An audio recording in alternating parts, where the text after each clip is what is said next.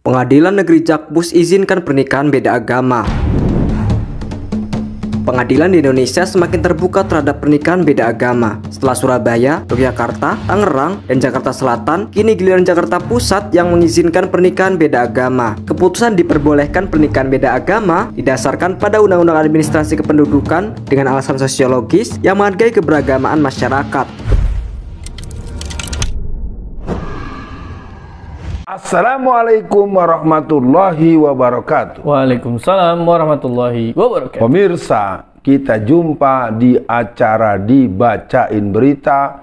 Bung kameramen dipersilahkan. Baik, Bung Alfian, terima kasih. Alhamdulillah kita berjumpa kembali. Ada berita Bung Alfian dari Republika lagi Bung Alfian, yaitu terjadi lagi. PN Jakpus kabulkan permohonan nikah beda agama agar diakui negara. Setelah sebelumnya di Surabaya, Yogyakarta, Tangerang, Jaksel, kini Pengadilan Negeri Jakarta Pusat sahkan bagi pernikahan beda agama. Hal ini tertuang dalam putusan perkara 155 sekian. Pemohon merupakan pasangan suami istri JEA dan SW. JEA adalah non-muslim, sementara SW merupakan muslim. Mengabulkan permohonan para pemohon untuk sebagian, memberikan izin kepada para pemohon untuk mencatatkan perkawinan beda agama di kantor suku dinas kependudukan dan pencatatan sipil kota Jakarta Pusat. Bagaimana respon awal ya Bung Alfian?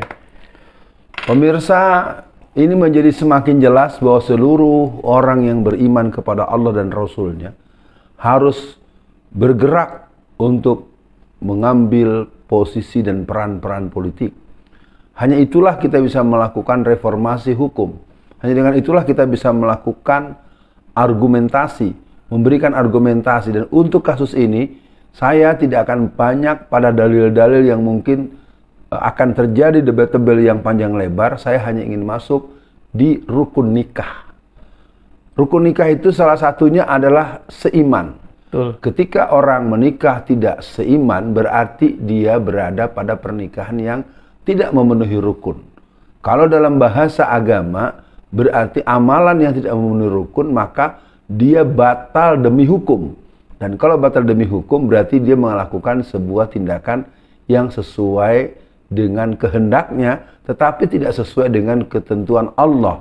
Maka pernikahan tersebut silahkan diteruskan, tapi statusnya tidak dalam forma ibadah. Amalan yang sama akan disebut dengan ibadah ketika ada akad nikah. Ketika dilakukan dengan cara yang salah, yang tidak bersesuaian dengan syariat, yang batil, yang batal, maka nilai ibadahnya berubah menjadi zina.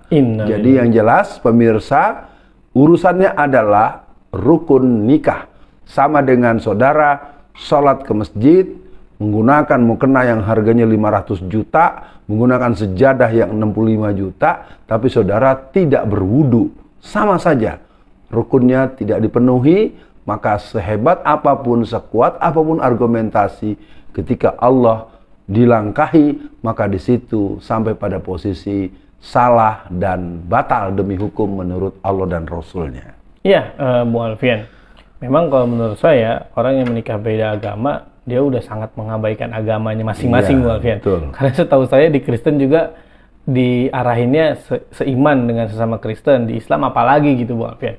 Nah, yang menarik, Bu Alfian, kejadian-kejadian aneh ini memang ada hal-hal yang tidak normal akhirnya bisa disahkan ketika itu sudah disidangkan. Misalnya, ada berita oleh Detik News, Bu Alfian, disahkan PN, warga di Jakut ganti jenis kelamin dari wanita ke pria. Nah ini kan yang normalnya di Indonesia tidak bisa, ketika masuk ke PN dia bisa berubah nih Bu Alfian, dari dari wanita ke pria. Nah kalau dia nikah, berarti kan dia nikah dengan sesama jenis dong Bu Alfian. Nah ini kan Bu Alfian? Jadi saya khawatir PN ini menjadi pintu masuk kerusakan moral bangsa kita Bu Alfian. Yang beda agama lah, yang sesama jenis lah, atau Bu Alfian punya hal lain yang ingin disampaikan? Ya sebenarnya memang kalau saya ikuti ya pembekalan di kalangan para ahli hukum kan sering mendatangkan narasumber seperti Rocky Gerung, seperti dan lain-lain yang tokoh-tokoh yang punya keilmuan tertentu. itu perlu penjelasan. Bahwa mereka bukan hanya sekedar menghafal pasal dan ayat dari KUHP. Mereka juga harus ada pemahaman tentang ayat-ayat dan hadis Rasulullah yang memberikan penegasan, karena itu adalah hukum yang akan bisa menjadikan satu syarat utama kebahagiaan di dunia dan di akhirat. Nah, kalau menurut saya tadi dengan cerita ganti kelamin akan jadi dilema, misalnya ketika dia pergi haji, dia mau pakai jilbab atau mau pakaian ihram. Nah, ketika dia sholat segala macam itu satu. Yang kedua, ketika dia meninggal, apakah nanti bicaranya doanya Allahumma firlaha atau Allahumma firlahu? Itu juga satu wilayah yang harus didudukan. Dan menurut saya hal-hal yang sifatnya penyelingkuhan kodrat merupakan penyakit begini, jangan lalu mendapatkan privilege yang positif ya. Jangan sampai dia diposisikan sebagai alasan kita untuk memberikan permakluman-permakluman yang jelas. Itu harusnya bagian daripada ketentuan hukum yang sifatnya betul-betul diperketat lah pada tingkat tertentu, bahwa dia adalah orang yang sedang bermasalah, yang sedang sakit. Jangan diberikan perlindungan-perlindungan hukum. Ya, inilah mungkin persoalannya, karena hukum kita ini hukum sekuler, hukum yang tidak menjadikan hukum Allah dan Rasulnya sebagai spirit dalam artian yang filosofis maupun yang secara hukum positif. Gitu, Bung Kameramen. Iya, Bung Alfian. Kembali ke soal nikah beda agama, Bung Alfian.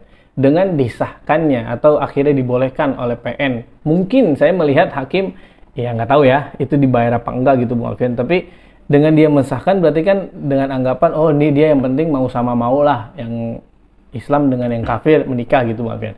Tapi kan dengan ini disahkan, dipublikasi, akan ada orang yang terinspirasi, Bung Alfian.